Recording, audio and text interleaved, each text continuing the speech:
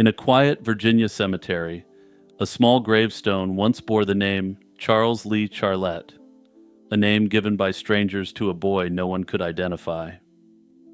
In June 1972, the body of an approximately 4-year-old was discovered under a bridge, and for 53 years he remained known only as a John Doe.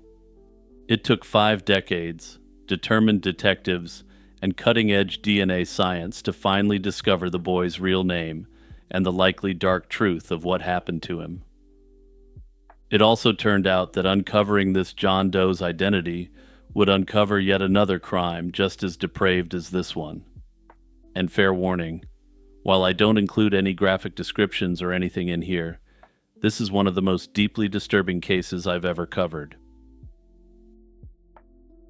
On June 13, 1972, a passerby discovered the body of a young boy in Massey Creek, beneath the old Colchester Road Bridge in Lorton, Virginia. Police determined that he had perished from intentional blunt force trauma to the head. No one came forward to identify the boy, and investigators found no missing person reports that matched his description.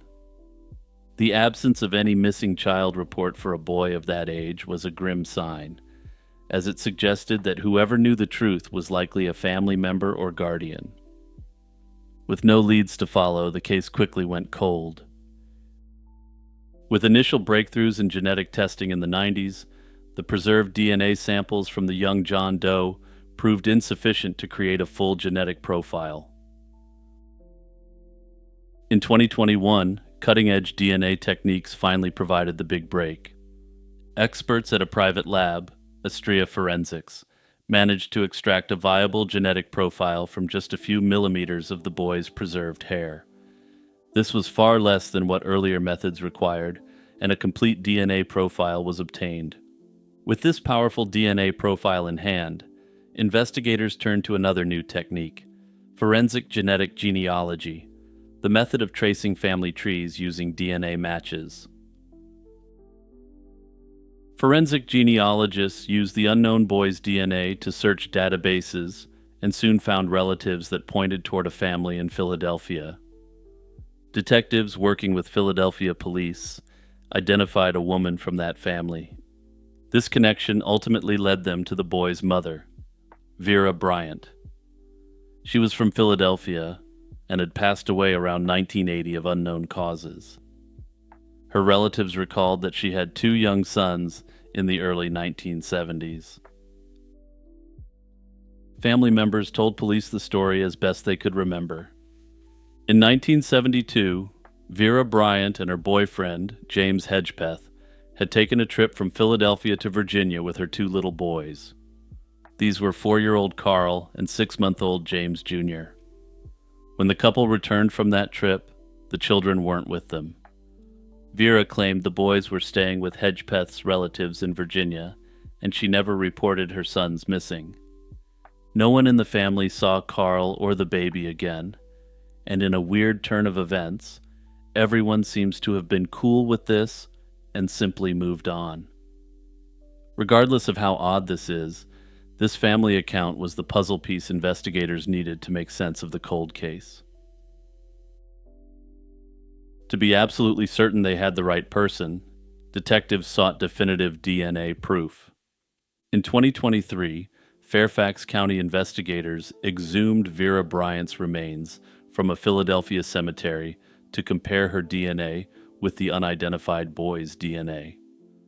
The testing took some time due to the condition of the old remains, but by mid-2025 the results were in. Vera was the biological mother of the boy. At long last, the child in the creek had a real name. He was Carl Matthew Bryant, a child who was cruelly taken when he was just 4 years old. With Carl's identity known, the focus shifted to what happened and who was responsible. Investigators now believe that Carl was eliminated by his own mother and her boyfriend during that fateful 1972 trip. In light of the family's statements and other evidence, police suspect that Vera Bryant and James Hedgepeth inflicted the trauma and left Carl's body in the Virginia Creek. Disturbingly, they also believe that baby James, who was only an infant, likely also met a similar fate around the same time, since he never reappeared either. The exact events of that trip may never be fully known, but it's now clear that both children met a tragic end. Hedgepeth, who had a prior conviction for taking someone's life, undoubtedly raised red flags for investigators in retrospect. However, neither he nor Vera can be brought to justice, as they had both perished decades ago. What remains is an effort to find any trace of little James Jr. Fairfax County authorities have asked other agencies and the public to be on the lookout for any unidentified remains from the 1970s that might actually be young James. They suspect his remains could have been left somewhere along the route between Philadelphia and Middlesex County, Virginia, which is the route the couple traveled in 1972.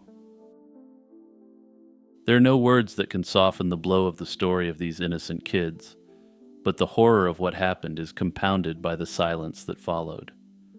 Their own family failed them by never reporting them missing, by never demanding answers, and by never following up when they vanished. That absence of action left Carl nameless in a grave for over 5 decades, robbed of justice and recognition, and ultimately let the perpetrators escape from justice.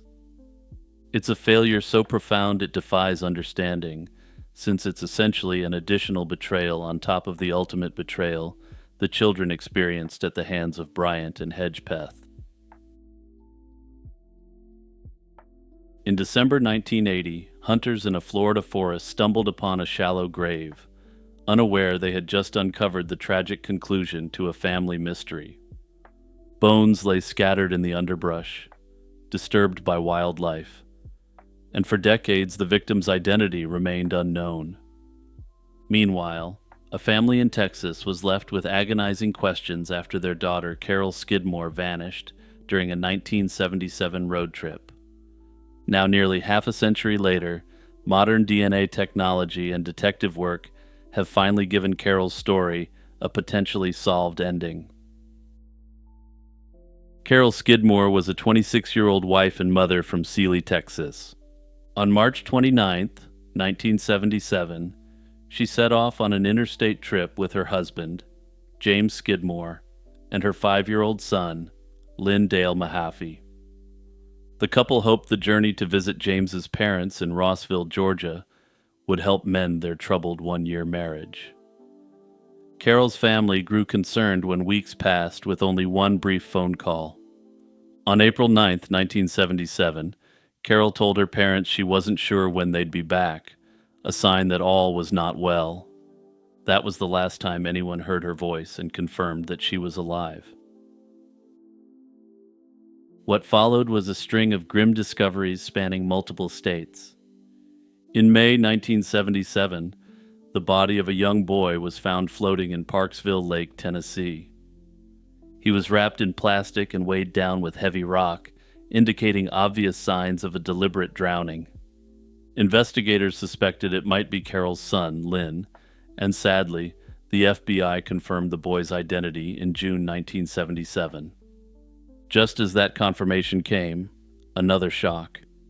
On June 1st, 1977, James Skidmore was found deceased in a motel room in Harrison, Arkansas.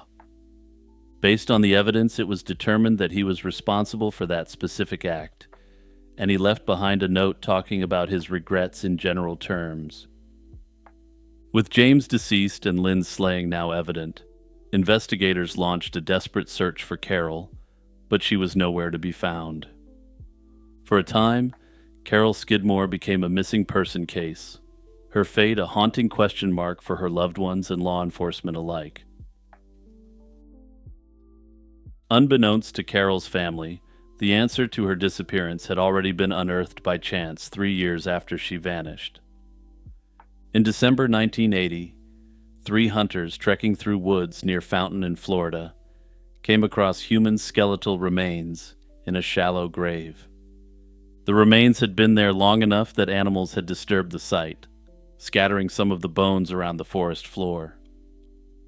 Investigators with the Bay County Sheriff's Office were called in, and noted signs of foul play, including damage to the clothing found with the skeleton. The body was sent for forensic examination, and she was ruled out as being a number of local missing women. For the next 45 years, the two cases, Carol's 1977 disappearance and the unidentified remains found in 1980, lingered in limbo. Carol was officially listed as a missing person in Georgia and Texas, and her family held out hope for answers. Over the years, relatives provided DNA samples to databases, praying for a match if her body was ever found.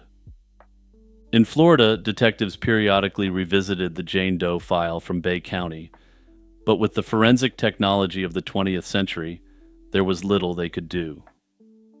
The cases of Carol Skidmore and the nameless remains in Fountain existed in parallel, but it would take leaps in forensic science to prove any connection between the two. In 2023, the Cold Case Unit took a fresh look at the Fountain Jane Doe. The remains were exhumed, and a crucial piece of evidence, one of the victim's teeth, was submitted to the Florida Department of Law Enforcement for DNA testing. Extracting DNA from a decades-old tooth was challenging, but the lab successfully developed a DNA profile unique to the unknown woman. This profile was then uploaded to the CODIS system, a national database of DNA profiles, and the breakthrough came almost immediately. Two individuals in Texas had genetic markers in common with the mystery woman. These two people turned out to be siblings who, years earlier, had volunteered their biological data in hopes of finding their missing sister. That sister was Carol Skidmore, who had vanished in 1977. With the identity confirmed, investigators could finally piece together the full story of what happened to Carol. The evidence now painted a tragic picture consistent with what detectives long suspected. Carol had been slain back in 1977, likely at the hands of her own husband. Bay County Sheriff's officials believe James Skidmore eliminated his wife and then buried her body in that shallow grave in Florida. At some point, he also did the same to little Lynn, dumping his weighted-down body in a Tennessee lake before James himself perished in that motel room. At present, this theory remains all but confirmed, though police are still attempting to put all the pieces of the puzzle together and determine if others were involved. Hey everyone, Jimmy here as usual with a big shout out to all subscribers, YouTube members, and patrons. Now let's get back to business. One spring morning in 2021, Cassie Sheets, a young West Virginia mother of 3, set out on a hike with 2 friends in the Spruce Knob area of Monongahela National Forest. Spruce Knob, the state's highest peak, is known for its remote, winding trails, and the trio hoped for adventure. But by the next day, Cassie's 2 hiking companions had emerged from the forest alone, and Cassie had vanished without a trace. Cassie's trip on March 11, 2021, was unusual from the start. According to her mother, Cassie wasn't an avid hiker and rarely visited Spruce Knob. Yet that day, she accompanied 2 male friends, one of them an ex-boyfriend, into the mountains, reportedly to show them something in the area. Not long after the hike began, all 3 individuals were reported missing when they failed to return as expected. By the morning of March 12th, searchers located the 2 men, but Cassie was nowhere to be found. One friend was discovered waiting by a vehicle, and the other wandered out of the woods, cold and tired. They told authorities a perplexing story. The group had become separated after hearing a mysterious noise in the woods, during which one of the men fell or was injured. In the confusion of that moment, Cassie allegedly went missing. Her mother found the men's story implausible. She knew Cassie would never wander off alone, especially since Cassie was afraid of the dark. In the days after Cassie vanished, authorities scoured the Spruce Knob area with helicopters, cadaver dogs, and ground teams, but found no trace of her. The search concentrated near the trails where she was last seen, yet no footprints, clothing, or other clues turned up. Meanwhile, Cassie's family and local volunteers organized their own searches in the unforgiving terrain, refusing to give up as weeks turned into months. They combed woods and hollows beyond the official search zone, hoping for any hint of Cassie, but every effort met with heartbreak, and not a single piece of evidence was ever found. 9 months after Cassie disappeared, a grim discovery finally brought a measure of closure. On December 29, 2021, a pair of hunters trekking through a remote section of the Monongahela National Forest stumbled upon skeletal human remains. The remains were found deep in the northern Seneca Creek area, an isolated wilderness some distance from the original search zone. Investigators noted that the scene was undisturbed. The bones lay on the ground, not buried or concealed in any way. Scattered nearby were personal items that seemed eerily familiar, articles of clothing matching what Cassie was last seen wearing, and a set of keys believed to be hers. Based on these items, authorities strongly suspected the remains belonged to Cassie Sheets, though official confirmation would require forensic analysis. The discovery site also raised significant new questions. It lay roughly 8 miles away from the area near Spruce Knob that police had initially scoured, and she was a novice hiker. The terrain in between was rugged, with ravines and back roads that would be challenging to traverse on foot. To Cassie's family, it seemed implausible that she simply wandered that distance by accident. This location disparity became a central point of contention between the official investigation and the family's suspicions. Following the recovery of the remains, law enforcement faced the task of determining what happened to Cassie. The West Virginia State Police enlisted a forensic anthropologist to examine the bones for any signs of injury or violence. There were no indications of blunt force trauma or foul play on the remains. In other words, Cassie's skeleton didn't show evidence of an attack or any other form of violence. Without obvious trauma, investigators leaned toward the theory that her passing may have been a tragic accident or due to natural causes like hypothermia. By mid-2024, authorities publicly stated that, pending final DNA confirmation, they intended to close the case with no criminal charges filed. To them, the facts suggested that Cassie likely got lost or injured in the wilderness, and that her two companions, found safe the next day, weren't responsible for her demise. West Virginia's medical examiner's office faced a DNA testing backlog, meaning it took until January 2025 to officially confirm that the bones found belonged to Cassie. With that confirmation, the missing persons case officially became a closed incident involving a deceased individual who had been located. However, despite this official closure, many continue to wonder what actually happened to Cassie at the Monongahela National Forest. For over 30 years, the Arizona desert kept its secret. The identity of a missing 15-year-old girl known only as Apache Junction Jane Doe. In 1992, a man walking his dog stumbled upon the remains of an unidentified young female in a remote area of Apache Junction, Arizona. No one knew her name or how she ended up over 40 miles from home, and her identity remained a mystery for decades. Thanks to a relentless investigation and breakthroughs in DNA technology, she's finally gotten her name back. She's Melody Harrison, a 15-year-old who disappeared from Phoenix in June 1992, but with her identification, yet another mystery still needs to be solved. Melody Harrison was a high-achieving freshman at South Mountain High School in Phoenix.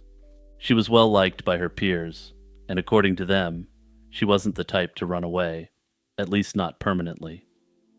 In June 1992, After an argument with her older sister, Melody left home on foot to cool off and would never be seen again. Her sudden disappearance was deeply concerning to her family. Although she had briefly run off for a couple hours before, she always returned. So when night fell, and Melody still had not returned, her loved ones knew something was wrong. They reported the 15-year-old missing to Phoenix police, who initially dismissed her case as a teenage runaway situation. Over the next few years, various people claimed to have spotted Melody in multiple places, which led her family to believe she might have intentionally started a new life.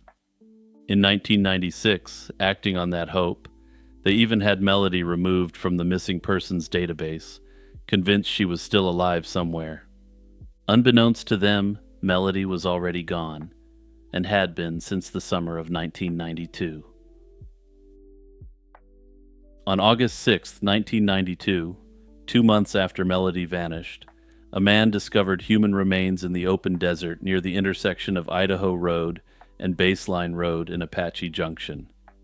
The body was badly decomposed, mostly skeletal, indicating it had been out in the elements for several weeks at minimum. There were a few clues at the scene, including the victim's clothing and a couple of personal items, including one which would later let her family identify her. She wore a Team Gear t-shirt with soccer ball graphics, cut-off Levi's denim shorts, and a gold ring with a nugget design on her left ring finger. In one pocket, investigators found a Phoenix Transit token inscribed "Valid for 1 student fare," suggesting the unidentified girl was indeed a student from the Phoenix area. These items hinted at her identity, but at the time no one connected this Jane Doe to Melody.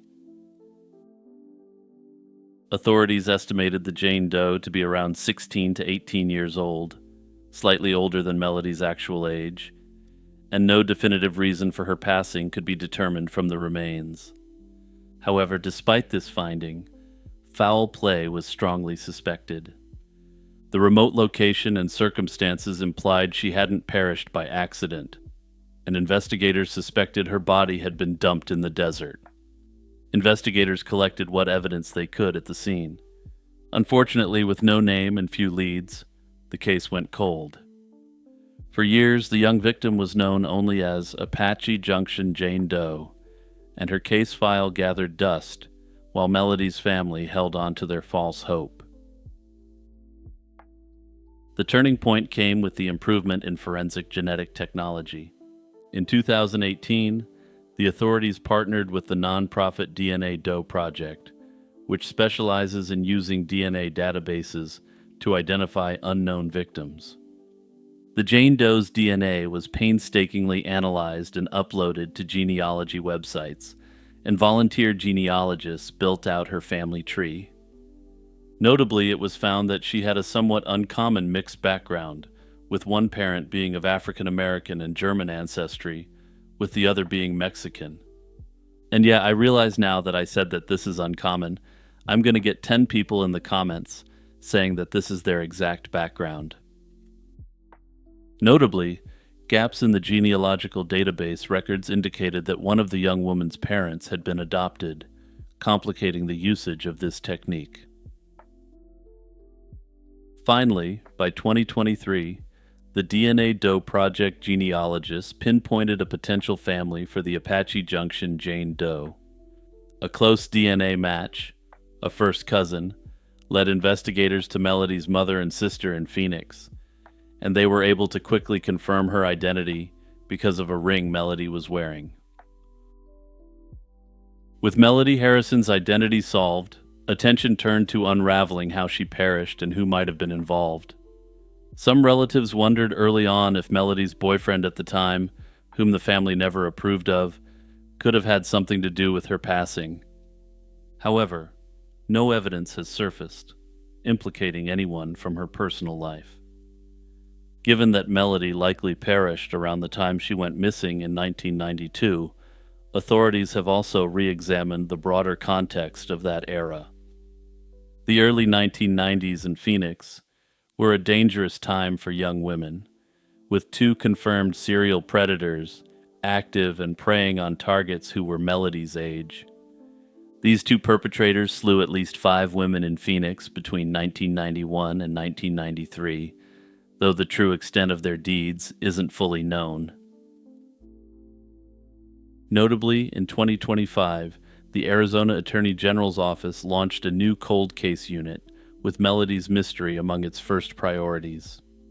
Today, police are actively seeking the public's help to finally piece together Melody's last days and bring the person responsible to justice.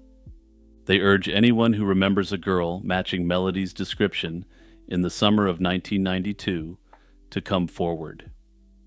Even details about her circle of friends or acquaintances back then could prove fundamental to the case. After all these years, investigators stress that no tip is too small, and one tiny thread could unravel the mystery and give Melody Harrison the justice she deserves. It's easy to think of a sea monster as something sudden, a fleeting shape in a blurry photograph, a single terrifying breach of the waves, and then gone. But what happens when one comes to stay and set up a little cute home base in a bustling American harbor? That's exactly what happened in the summer of 1817 in Gloucester, Massachusetts, creating one of the most credible and intensely scrutinized sea monster stories in history. Long before the summer of 1817, whispers of a great serpent already haunted the rocky coast of Cape Ann. The earliest documented account comes from 1638, when the English traveler John Josselyn wrote of a creature seen by both English settlers and local indigenous people. They described a massive snake that coiled up upon the rocks on occasion. Crucially, Josselyn noted that the indigenous guides warned the Englishmen against shooting it, believing that if the beast weren't slain outright, it would attack and endanger all their lives. By 1817, Gloucester was one of America's oldest seaports, a town whose identity was forged on the waves of the North Atlantic. Its citizens were fishermen, mariners, and whalers, experts who could read the water like a book and identify its inhabitants at a glance. Their livelihoods depended on not being fooled by tricks of light or odd-looking waves. This context is what makes the story so compelling. When these men began reporting something they couldn't explain, it carried more weight than a usual tall tale. The first reports in early August 1817 were met with the expected ridicule. The skipper of a vessel reported seeing a 60-foot serpent at the harbor's entrance, an observation that was treated as a joke at the time. But the laughter didn't last long, and on August 10th, the woodpeckers of truth began to peck apart the dam of disbelief. Mariner Amos Story watched the creature from shore for over an hour, noting its head resembled a sea turtle. That same day, another resident saw what she thought was a log on an island, only to watch in shock as it moved on its own. The sightings intensified, and from August 12th to 14th, respected shipmaster Solomon Allen III observed the creature from his boat. He described a head as large as a horse's, a body with up to 50 distinct humps, and an incredible speed, estimating it could travel a mile in under 3 minutes. On August 14th, with crowds of curious onlookers lining the shore, the creature put on a show. The day's most dramatic encounter belonged to Matthew Gaffney, a ship carpenter who got within 30 feet of the animal. He described its head as the size of a keg, and its body as thick as a barrel, moving with a bizarre vertical motion. Gaffney did the natural thing and pulled out his musket and started blasting, but this seemed to have no effect, and the creature resurfaced a safe distance away. By mid-August, sea serpent mania had fully gripped the town. Sightings became a daily event, so common that some residents brought out chairs to watch the spectacle. Newspapers up and down the coast started spreading the tale far and wide.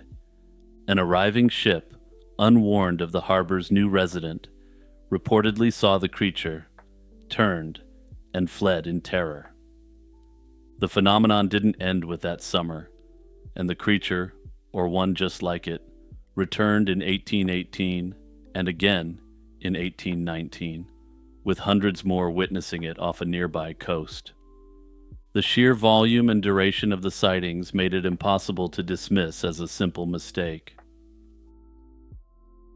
From the dozens of sworn testimonies, a remarkably consistent portrait of the creature emerged. Witnesses consistently placed its length between 60 and 100 feet, with a body as thick as a barrel. The head, often held several feet above the water, was compared to that of a horse, a sea turtle, or a large snake. It was described as dark and smooth, with no visible scales. But the creature's most defining characteristic was its body and motion. It was dark brown or black and appeared to be segmented, like a line of barrels floating in the water. This gave it a lumpy, jointed appearance, and this visual was directly linked to its unique method of propulsion. It moved in a vertical, undulating way that witnesses repeatedly likened to a caterpillar crawling. This detail is particularly significant, as known marine animals generally move with a horizontal side-to-side action. The consistent reporting of a completely different, almost unnatural form of movement suggests that the witnesses were observing a real and singular phenomenon. It moved with astonishing speed, far faster than a whale, but was also seen resting placidly on the surface, seemingly indifferent to the commotion it was causing.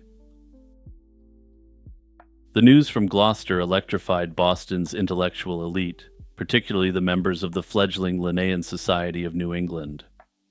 Formed in 1814, this ambitious group of doctors, lawyers, and other men of learning saw a golden opportunity. In a scientific world completely dominated by Europe, discovering and classifying a creature of this magnitude would be a monumental achievement for American science. Properly classifying this monster, which was entirely unknown to science, would be a massive boost to the new nation's scientific prestige. On August 18, 1817, they formed a committee to launch the first ever formal scientific investigation of a sea serpent. Their approach was impressively methodical. They developed a 25-point questionnaire and enlisted a local justice of the peace to collect sworn legal affidavits from eyewitnesses. They treated the investigation like a court case, believing that the path to scientific truth lay in establishing the credibility of human testimony. Witnesses were questioned separately to prevent their stories from influencing one another, and they were asked about everything from the creature's speed to the existence of gills. Then came the breakthrough they'd been hoping for. On September 27th, a strange 3-foot-long black snake was found and eliminated. Its most peculiar feature was a series of distinct humps along its spine. In the charged atmosphere, the conclusion seemed obvious. It had to be a baby sea serpent. The society, desperate for physical proof, seized upon this discovery. They declared the specimen the progeny of the great serpent and gave the new genus a formal Latin name, Scoliophus atlanticus, the Atlantic humped snake. This very scientific-sounding creature was rushed to market, and for a brief moment, the Linnaean Society were heroes. The carcass of Scoliophus atlanticus was even put on public display in Philadelphia, and it was presented not as a sideshow, but as a legitimate scientific find.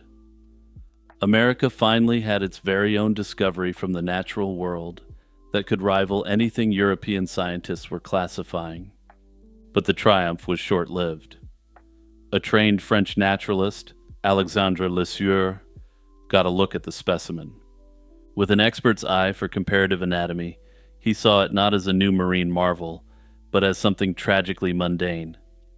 It was a common eastern racer snake that had been afflicted with spinal deformities caused by tumors.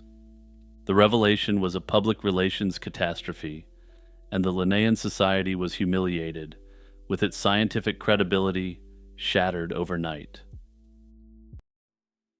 The entire affair was immediately rebranded the Gloucester hoax, and the Society's embarrassing mistake gave skeptics all the ammunition they needed. The Society quietly disbanded in 1822, its name forever tied to this failure.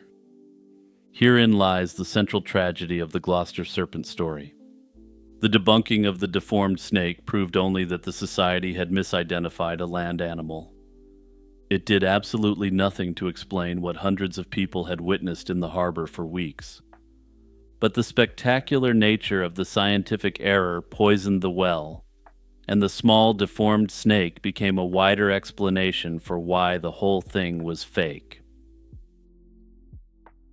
Despite this so-called debunking, curious minds have continued to ask what the serpent was for over 200 years.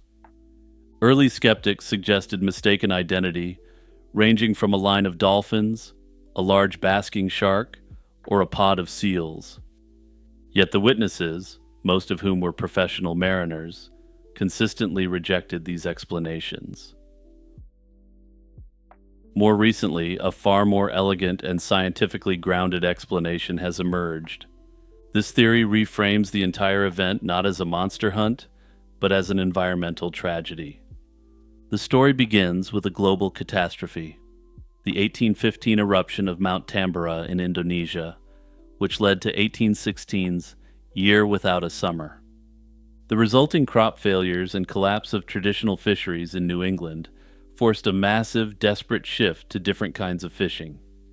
This meant the sudden deployment of vast amounts of fishing gear, ropes, nets, and the wooden kegs used as floats, into coastal waters. This theory decodes the mystery with stunning clarity. The bizarre descriptions suddenly make perfect sense. The line of barrels observed wasn't the creature's back. It was literally a line of wooden fishing floats trailing behind it. The strange vertical motion wasn't a biological function. Rather, it was the desperate, unnatural struggling of a large fish, hopelessly entangled in ropes and debris. The head held out of the water could have been the animal's actual head, or a fluke or fin caught up in the gear. Of course, this theory still fails to account for how so many hardy seamen couldn't distinguish barrels from a biological entity.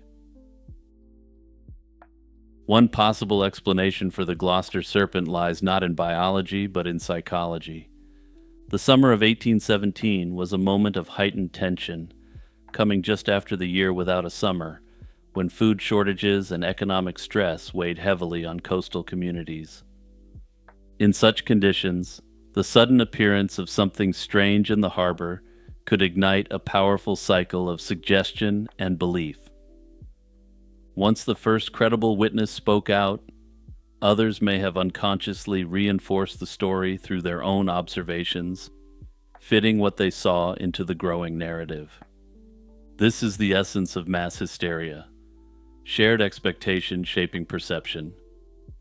In Gloucester, the serpent might not have been a monster at all, but a mirror of collective anxiety projected onto the waves. Ultimately, whatever this sea monster was remains an unsolved mystery, and new hypotheses are constantly being produced to try to explain what it actually was. On July 18, 1980, a grisly discovery shattered the peace at a California high school. At Westlake High School in Thousand Oaks, maintenance workers found the body of a young woman dumped near the parking lot. She lay on a dirt slope by the football field, clad in a white t-shirt and red pants, with black high-heeled shoes tossed into the nearby brush. Evidence on the concrete suggested she had been slain elsewhere and dragged to that spot. It was July 18, 1980, the beginning of a haunting mystery surrounding an unidentified victim, now known only as the Ventura County Jane Doe. Police determined the victim was a petite young woman of Hispanic and/or Native American heritage. Tragically, she was about 4 to 5 months pregnant when she was slain, and evidence showed that she had given birth at least once prior. An autopsy showed that she had been subject to an indecent assault before the attacker finished her off. Bruises and defensive cuts on her arms and hands told investigators that she fought her attacker fiercely, doing everything she could to survive in those moments. Investigators faced an immediate challenge. Without an identity for the victim, leads were scarce. They canvassed the area for witnesses, and a motorist reported seeing a woman who matched the victim's description hitchhiking near a freeway the night before. This raised a theory that the Jane Doe might have been a hitchhiker or traveler picked up by the perpetrator. However, that tip led nowhere conclusive. The crime scene itself, a school parking area in a suburb, revealed no personal belongings or identification. By the end of 1980, the trail had gone cold and would remain that way for decades. In 2012, detectives revisiting the cold case turned to DNA.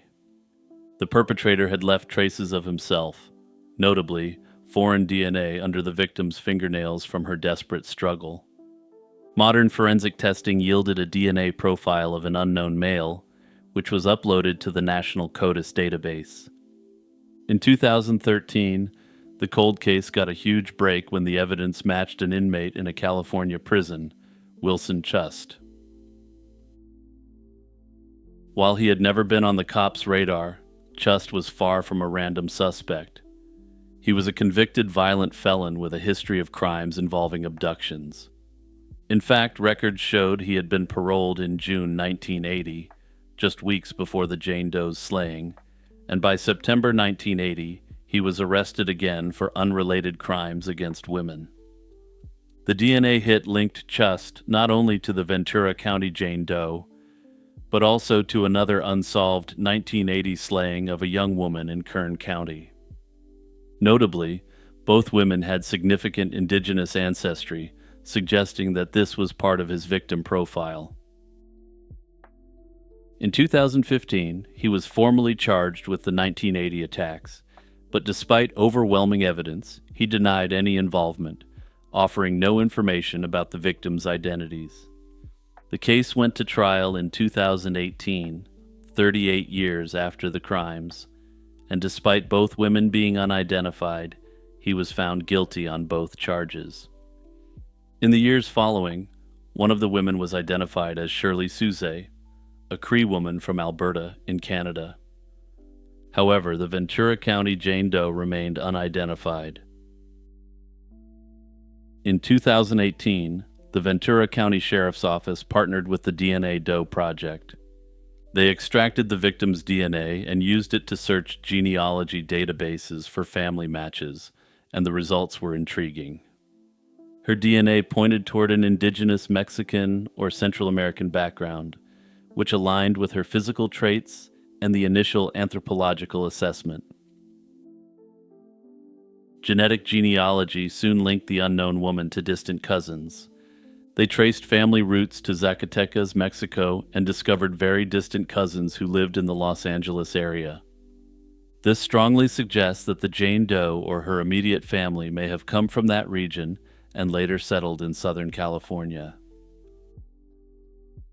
A major development came in 2021 when genealogists managed to identify the father of the Jane Doe's unborn baby. He turned out to be a man from Honduras who had been living in Los Angeles around 1980. Detectives were able to locate and interview him, and he confirmed he had a relationship with a young woman around that time, but he didn't know her full identity. Unfortunately, he couldn't give much in the way of biographical details about her either, though he does appear to have confirmed that she wasn't born in America. Notably, the authorities don't believe he was involved in the Jane Doe's passing in any way whatsoever, and continue to believe the convicted perpetrator acted alone. Still, personally, I find it quite unusual that this man claims to have been in a relationship with this woman, yet couldn't even remember the most basic biographical details about her. I would expect that he would have at least been able to remember a first name, or where she was originally from, or anything rather than simply nothing. At any rate, All these clues have shaped working theories about who the Jane Doe was. She might have left home as a teenager or young adult, which could be why no immediate family reported her missing. The hitchhiking report supports the idea that she was transient or traveling when she crossed paths with Chust. It's possible her relatives back in Mexico or elsewhere didn't know where to start searching when she vanished. This has led to the speculative idea that there may be a parallel missing persons investigation in Mexico or elsewhere for this young woman. One of the most haunting aspects of the Ventura County Jane Doe case is that she wasn't just a pregnant woman when she was slain. She had also given birth to at least one child before her passing. The autopsy revealed evidence of a prior cesarean scar, which indicated that she delivered a child years earlier. That fact deepens the tragedy, but also provides investigators with a potential path forward. If that earlier child survived and is still alive today, they may carry the crucial genetic link that could finally unlock this Jane Doe's identity. After all, genetic genealogy thrives on locating close relatives, and a direct descendant represents the most definitive match.